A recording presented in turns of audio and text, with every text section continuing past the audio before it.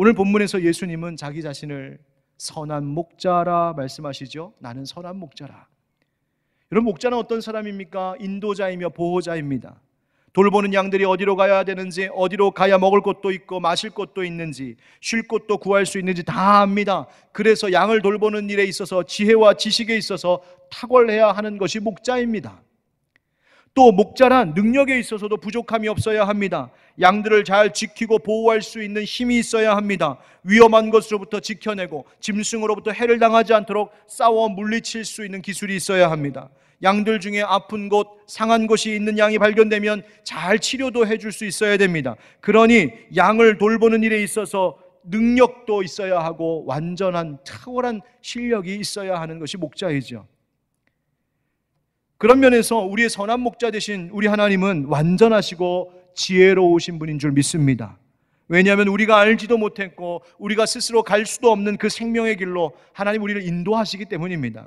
여호와는 나의 목자시니 내가 부족함이 없으리로다. 그가 나를 푸른 풀밭에 누이시며 쉴 만한 물가로 인도하시는도다 고백했던 시편 23편 그 시인의 노래와 같이 선한 목자이신 우리 주님은 완전한 분이셨습니다.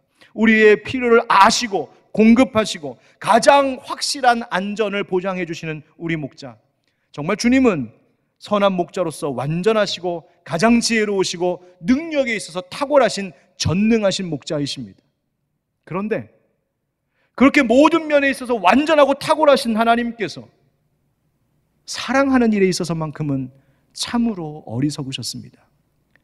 적어도 세상이 볼 때 그분의 사랑은 어리석은 사랑이었어요. 왜냐하면 세상은 이해할 수 없는 방법으로 사랑하셨고, 세상이 들어본 적도 없는 사랑, 세상이 알지도 못하는 사랑, 세상에 흉내도 낼 수 없는 그런 사랑을 베풀고 계시기 때문입니다. 그래서 사람들은 어리석다 말합니다. 참 바보 같은 사랑이다. 아니, 세상에 그런 사랑이 어디에 있냐고 말하는 거죠. 이해할 수 없다고, 내가 모르고 내가 할 수 없는 거라고, 그런 사랑은 없다고. 그래서 세상 사람들은 하나님도, 하나님의 사랑도 믿지 않으려고 하는 겁니다. 하지만 여러분 기억하십시오. 부모의 그 어리석기 짝이 없는 사랑이 있으니 자식이 자라날 수 있는 것 아닙니까? 아니, 부모 이상의 하나님의 사랑이 있으니 우리가 그런 사랑 안에 있어야 우리가 살 수 있는 거죠. 내가 이해할 수 없고 내가 할 수 있는 능력을 초월하는 사랑이라고 해서 그런 사랑이 없다고, 그런 건 없다고, 이 세상이 없다고 거부하고 믿지 않는다면 사실 그렇게 말하는 그 사람이 진짜 어리석은 겁니다. 고린도전서 1장 25절에 하나님의 어리석음이 사람보다 지혜롭고 하나님의 약하심이 사람보다 강하니라. 아멘. 하나님의 어리석음, 그 사랑이 우리를 살게 하고 그 사랑이 우리를 구원 얻게 하신 것이에요. 그렇다면 도대체 그 사랑이 어떤 사랑이기에 세상과는 다른 사랑이라고 말하고 우리를 살리는 힘이 있는 것이라 말할까요? 오늘 본문 통하여 그 어리석은 사랑 속으로 한번 함께 들어가 보려고 합니다. 도대체 목자이신 주님의 사랑이 어떻길래 이 앞에 설교자는 그 사랑이 어리석기 짝이 없는 사랑이라고 말하고 있는 것일까요? 그 이유 첫 번째 한번 따라하겠습니다. 자기를 버리는 사랑이기 때문입니다. 여러분, 어떤 두 가지 중에 하나를 선택하고 하나는 버리십시오라고 할 때 여러분 무엇을 버리고 무엇을 취하시겠습니까? 예를 들어 지금 여러분 앞에 작지만 반짝거리는 다이아몬드를 하나 놓고 옆에 길거리에 그냥 굴러다니는 돌멩이 하나를 딱 놨을 때 하나만 가져갈 수 있는데 하나 선택하십시오. 그럼 뭘 버리고 뭘 취하시겠습니까? 뭘 당연한 걸 물어보냐고 지금 여러분 눈빛이 그런데 당연하죠. 다이아몬드죠. 왜요? 그것이 더 값비싸고 귀중하기 때문이죠. 그런데 여러분 생각해 보세요. 목자보다 양이 더 귀하지 않습니다. 목자보다 양이 더 강하지 않습니다. 양을 구하겠다고, 양 한 마리 구하겠다고 목자가 희생하고 목자가 다치고 심지어 목자가 죽는다? 어리석은 선택이에요. 그런데 오늘 성경에서 주님이 뭐라고 하십니까? 11절에 나는 선한 목자라. 선한 목자는 양들을 위하여 목숨을 버리거니와. 목숨 어떻게 하셨다고요? 버린다. 양들을 위해 목숨을 버린다? 여러분, 양들을 위해 수고는 할 수 있습니다. 양들을 위해 일을 맡아 하고 땀 흘려 부지런히 일하고 때론 좀 고생스러운 일을 할 수는 있어요. 양들을 위해서 내가 조금 상처 입을 수도 있어요. 그거 다 이해됩니다. 그런데 목숨을 버린다? 그건 이해할 수 없는 일이에요. 어리석은 선택일 것 같습니다. 그래서 계산이 빠른 삭군은 그렇게 하지 않습니다. 본문에서 성경이 예수님이 말씀하시는 이 삭군이란 고용된 일꾼을 말하는 것인데, 즉 양들의 주인이 아니라 양을 돌보는 일을 하고 거기에 따르는 보수를 받는 사람들이에요. 이런 삭군은 계산해 보면 당연하지 않습니까? 그래서 이리와 같이 해칠 만한 들짐승이 공격하고 있을 때 양을 버리고 달아납니다. 당연하죠. 왜? 내 목숨이 더 중요하니까, 더 가치 있으니까. 달아나지 않으면 자기가 죽거나 다치기 때문이죠. 아유, 내가 돈 벌려고 이 일을 하는 거지, 내가 다치면서까지 죽을 위험을 감수하면서까지 내가 이 양을 지킬 이유가 뭐가 있어? 삭군은 그렇게 생각합니다. 양을 돌보는 것보다 자기 지키는 것이 더 중요하기 때문이에요. 삭군의 관심은 애초부터 양에게 있었던 것이 아니라 그 일이 끝나고 받을 보수에 있는 거예요. 그래서 13절에 예수님 이렇게 말씀하시죠. 삭군은 양을 돌보지 아니한다고요. 여기서 돌보다라고 번역된 헬라어 멜레이라고 하는 이 동사는요, 관심을 갖는다, 그것에 대해서 걱정한다는 뜻이 들어있어요. 삭군의 관심은 양에게 있는 것이 아니라 아유, 이러다 돈 못 받으면 어떡하지? 오늘 얼마나 줄까? 관심이 거기에 있었다는 이야기예요. 그런데 주인인 목자는 다르죠. 목자는 그렇게 하지 않습니다. 목자의 관심, 목자의 걱정은 온통 양의 생명인 거예요. 자, 그런데 한 걸음 더 나아가, 아무리 주인이라고 해도 이건 좀 지나치지 않습니까? 아니, 그래도 그렇지 양의 목숨이 주인의 목숨보다 귀하지는 않잖아요. 양 한 마리 살겠다고 자기 주인의 목숨을 버리게 한다? 너무 지나친 것 같지 않습니까? 너무 지나친 거예요. 그런데 여러분 잊지 마십시오. 그 지나친 듯한 사랑이 바로 양들을 살리는 것입니다. 선한 목자이신 주님이, 아니 그보다 더 이상의 사랑으로 그렇게 우리를 사랑하셨다는 말입니다. 양을 살리기 위하여 오히려 귀하고 강하신 자기 자신을 버리셨어요. 어리석은 선택이에요. 그런데 왜 그렇게 사랑하셨을까요? 오늘 본문 14절 15절 우리 한번 같이 읽어보겠습니다. 14절 15절 시작. 나는 선한 목자라. 나는 내 양을 알고 양도 나를 아는 것이, 아버지께서 나를 아시고 내가 아버지를 아는 것 같으니 나는 양을 위하여 목숨을 버리노라. 아멘. 예수님께서 왜 그렇게 사랑하셨을까? 성부 하나님과 성자 예수님의 관계 속에서 지금 말씀해 주고 계세요. 하나님 아버지께서 나를 아시고 내가 아버지를 아는 것 같이, 여기서 안다는 말은 경험적으로 깊이 안다는 말이에요. 성자 예수님께서 성부 하나님께로부터 그렇게 깊이 알아주시는 그 온전한 사랑을 받으셨다는 것이죠. 이는 내 사랑하는 아들이요 내 기뻐하는 자다 말씀하신 것처럼 그렇게 하나님으로부터 사랑받으셨어요. 그런데 그 사랑이 주는 능력이 뭔지 예수님 아셨죠? 예수님도 그 아버지의 사랑 때문에 자기가 이 십자가의 길을 가는 것까지도 마다하지 않게 되었음을 알게 된 그 사랑의 능력을 깨달은 것이죠. 그 사랑 안에 계신 예수님에게서부터 이제는 다시 우리에게로 그 사랑이 넘쳐 흘러오고 있는 거예요. 그래서 우리를 너무나 잘 아시는 목자, 우리의 처음과 끝을 다 아시고 나의 인생의 모든 구석구석까지 내가 무엇 때문에 고민하고 염려하고 불안해하고 걱정하고 근심하는지, 내가 뭐 때문에 그렇게 밤마다 탄식하는지 그 모든 것들을 다 아시는 주님, 그 주님의 관심은 오로지 양의 생명, 내가 사는 것에 있었단 말이에요. 나를 살리는 것. 나는 양을 위하여 목숨을 버리노라. 자기 우선, 자기 자식 우선, 자국 우선을 외치는 이 세상 속에서는 도무지 찾을래야 찾을 수 없는 자기를 버리는 사랑이 바로 예수 그리스도 안에서부터 시작된 것입니다. 자기를 버려 희생시키면서까지 우리를 살리고자 하는 그 사랑, 세상의 관점에서 볼 때 참으로 어리석기 짝이 없지만 여러분, 우리를 살리는 능력은 바로 그 사랑으로부터 시작되었다는 사실을 잊지 마시길 축복합니다. 두 번째로 왜 목자이신 주님의 사랑을 어리석은 사랑이라고 말하고 있을까요? 따라할까요? 찾고 또 찾는 사랑이기 때문입니다. 여러분, 예수님께서 복음서에 들려주신 비유 말씀들이 참 많습니다. 그 가운데 누가복음 15장을 보면 세 가지 비유 얘기가 연속으로 기록되어 있어요. 1절부터 7절은 잃은 양을 찾은 목자의 비유, 8절부터 10절은 잃은 드라크마를 찾은 여인의 비유, 11절부터 32절은 잃은 아들을 찾은 아버지의 비유입니다. 여러분, 이 이야기들의 공통점이 뭔가요? 제목만 봐도 아시겠죠? 다 잃어버렸던 것 다시 찾는 이야기입니다. 그런데 이 이야기들을 가만히 살펴보면 하나같이 찾는 이들의 이상한 행동이 하나 있습니다. 잃은 양을 찾는 목자는 사실 잃어버린 양 말고도 나머지 99마리의 양이 여전히 있었습니다. 위험을 감수하면서까지 굳이 그걸 찾아갈 이유가 없었어요. 여기 충분히 있어요. 좀 있으면 한 마리 새끼 또 낳으면 100마리 채워질 거 아니에요. 잃은 드라크마, 여러분, 드라크마라고 하는 것은 당시 은전, 동전의 이름인데요, 10개의 드라크마를 갖고 있던 여인, 잃어버려서 하나 찾는 거예요. 그런데 잃어버린 동전 말고도 주머니에 10개, 9개가 여전히 남아있어요. 잃은 아들을 찾은 아버지도 말 안 듣고 방탕하고 집 나간 못된 둘째 아들 말고 말 잘 듣고 착실해서 자기 아버지 곁에 딱 붙어있는 큰아들이 있었다고요.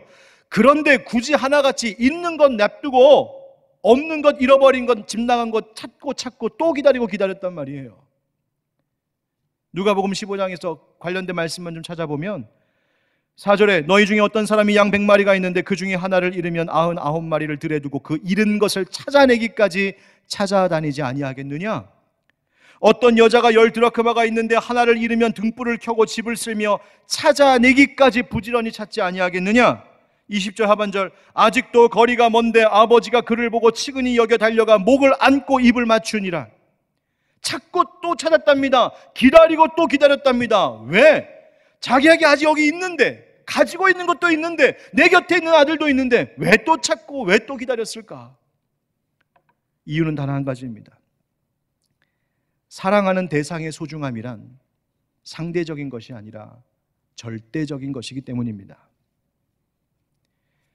우리 집 자식이 소중한 이유는 옆집 김 집사님 자식보다 공부를 잘해서가 아닙니다. 옆집 박 권사님 딸내미보다 더 예뻐서가 아닙니다. 우리 집 자식이 귀중하고 사랑스러운 이유는 내 자식이기 때문입니다. 자식도 그걸 아는 거예요. 그러니까 학교에서 시험을 그렇게 망치고 와서도 밥 달라고 그러죠. 우리 엄마 우리 아빠는 날 딴 아이하고 바꾸지 않을 거야. 나는 대체 불가야.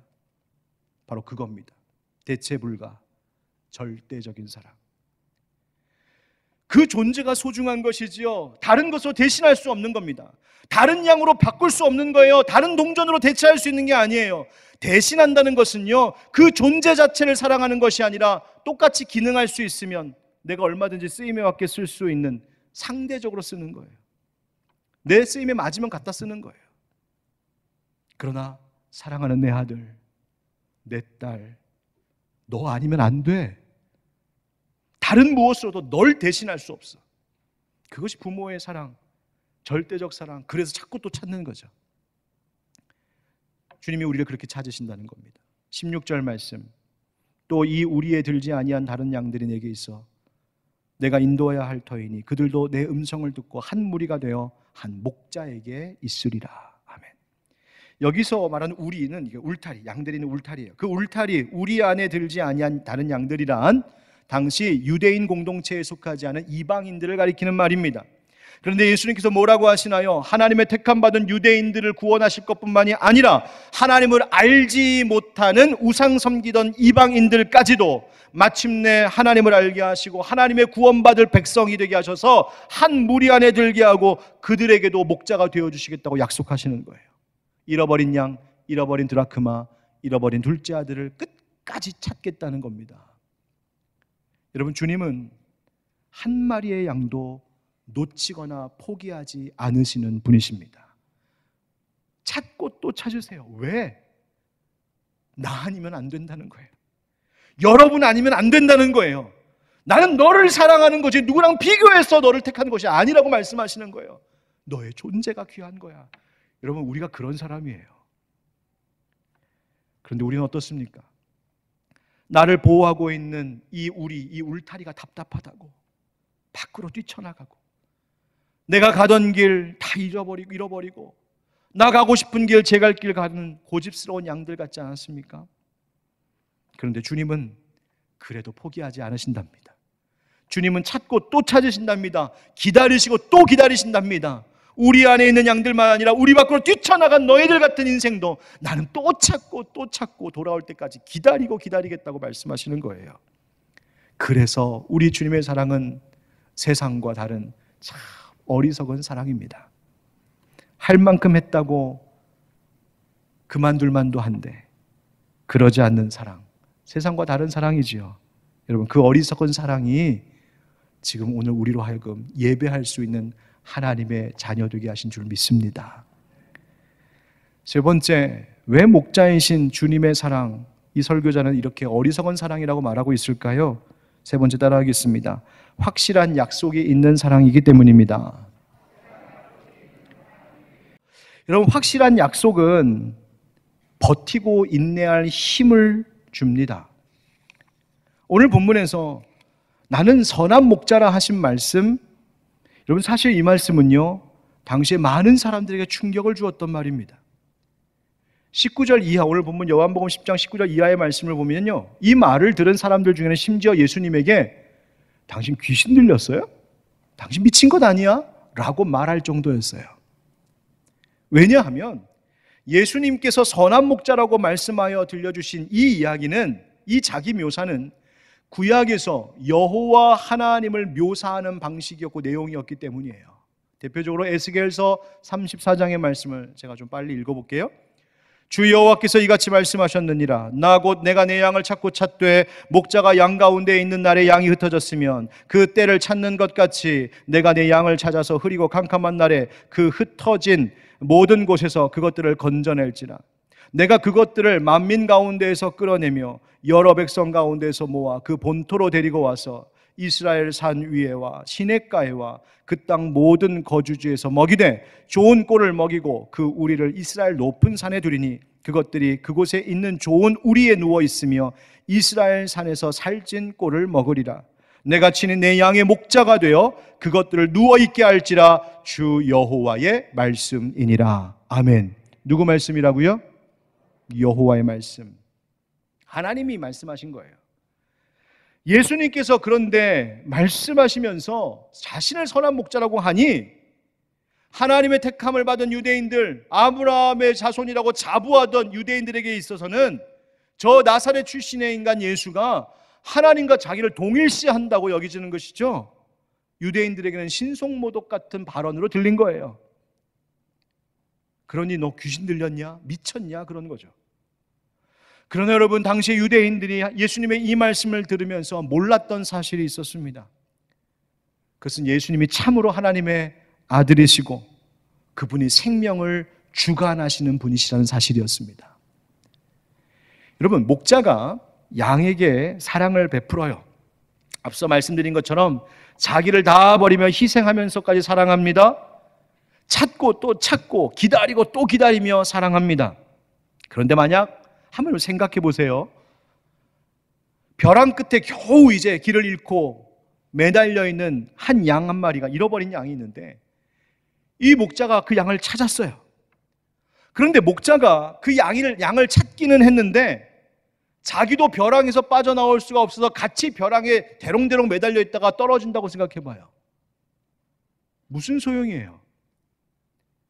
길 잃어버린 양 찾으러 목자가 목숨 걸고 나갔어요. 헤매다가 이 양을 찾았어요. 찾기는 찾았는데 돌아보니 내가 어디로 다시 돌아가야 될지 길을 몰라 같이 헤매다가 광야에서 굶어 죽었다. 둘이 같이 꼭 끌어안고. 무슨 소용이에요? 그런데 선한 목자이신 주님은 그렇지 않으시다는 거예요. 무슨 말이에요? 장래에 확실한 약속이 있는 사랑이라는 거예요. 불안한 사랑이 아니라는 겁니다. 어떻게 될지 모르는 사랑이 아니라 장래의 승리가 약속되어 있는 소망이 있는 사랑이라는 거예요. 17절 18절 말씀 우리 한번 같이 읽어보실까요? 시작. 내가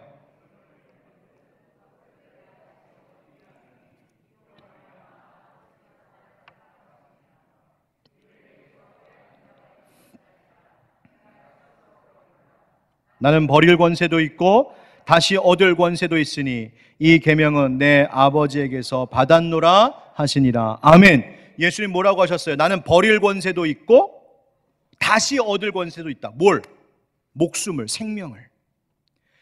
예수님께서 자신의 목숨을 버리시면서까지 사랑하는 이유, 또 사랑할 수 있었던 이유가 바로 여기에 있는 것이죠. 예수님은 그 생명을 버리실 수도 있었지만 다시 얻을 권세도 있는 하나님이시기 때문이었어요. 십자가의 죽으심으로 그냥 끝나버리는 것이 아니라, 같이 벼랑에서 동반으로 떨어져 죽는 것이 아니라, 같이 길에서 헤매다가 방황하다 끝날 것이 아니라, 마침내 찾으시면 다시 구원하시고 부활하시고 승리하신 예수님, 다시 부활하시고 영생의 소망을 우리에게 약속해 주시는 능력 있는 선한 목자셨기 때문인 거예요. 미래가 없는 장래가 불안한 사랑 아닙니다. 세상 그 어떤 사랑보다도 가장 확실한 장래가 약속되어 있는 그런 사랑을 받은 거예요. 그래서 세상 사랑과는 다른 것이란 말입니다. 여러분, 이 세상에 부부가 아무리 서로 사랑한다고 하고, 그리고 내 남편이 엄청나게 좋은 직업으로 재산이 너무나 많아서 나 이제 든든하다, 걱정이 없다, 내 아내도 잘 번다, 걱정이 없다, 내 자식이 잘 번다, 걱정이 없다, 여러분, 그것으로 장래가 보장될 것 같으세요? 아닙니다. 그것이 나를 지켜주는 것이 아니란 말이에요. 부모가 아무리 좋은 것을 해놓고 자식을 지킨다고 해서 그 자녀가 평생 내 보호 가운데 안전할 수 있을 것 같으세요? 아닙니다. 자식보다 내가 하나님 부르심 받고 언제 갈지 모르는데요. 세상에 확실한 장래를 약속해 줄 만한 그런 사랑은 없어요. 단 하나, 우리 하나님께서 우리에게 주신 그 사랑만이 우리의 장래를 약속해 주시는 줄 믿습니다. 그래서 예수님의 사랑은 어리석어 보이지만 가장 확실한 사랑이었던 거예요. 이 사실을 말씀해 주시기 위하여 예수님께서 자기 자신을 성부 하나님과 지금 동일시하며 말씀하시는 거죠. 하나님께서 보내시겠다라고 하셨던 그 메시아가 바로 나다. 내가 생명을 버리기도 하지만 난 생명을 다시 얻을 권세도 있다. 하나님이 생명의 창조주이시고 주관자이시지 않습니까? 자기의 목숨을 버리신 선하신 목자는 다시 생명을 얻어 우리에게 그 생명을 주시는, 장래가 불안한 사랑이 아니라 신뢰할 수 있는 사랑, 바로 그 사랑을 우리에게 주신 줄 믿습니다. 주님의 사랑은 우리로서는 장담할 수 없는 장래를 약속해 주시는 바로 부활과 생명입니다. 그래서 사도 베드로는 이렇게 우리에게 말해줍니다. 베드로 후서 3장 9절 다 같이 시작. 주의 약속은 어떤 이들이 더디다고 생각하는 것 같이 더딘 것이 아니라 오직 주께서는 너희를 대하여 오래 참으사 아무도 멸망하지 아니하고 다 회개하기에 이르기를 원하시느니라. 아멘. 주님의 약속, 그 약속의 이루어짐이 더딘 것 같고 이루어지지 않는 것 같지만 아니다. 주님이 참고 때를 기다리시는 것이라고. 하나님의 약속하신 장래는 무엇이다? 마침내 모두가 다 멸망당하지 않고 구원 얻는 것이라고. 한 영혼도 놓치지 않고 붙잡고 구원 얻게 하겠다고 주님이 나서신 겁니다. 여러분, 우리가 그런 사랑을 받고 있는 줄 믿습니다. 오늘 말씀을 이제 좀 마무리하겠습니다. 오늘 이 설교자는 예수님의 사랑이 어떤 사랑인지에 대하여 전했습니다. 자기를 버리는 사랑, 찾고 또 기다리는 사랑, 그리고 확실한 약속이 있는 사랑이라고 말씀드렸습니다. 어리석기 짝이 없어 보이지만 그 사랑 때문에 우리가 이렇게 살고 있다고요. 우리가 그런 사랑 받았습니다. 그러면 이제 마지막 한 가지 질문이 남습니다.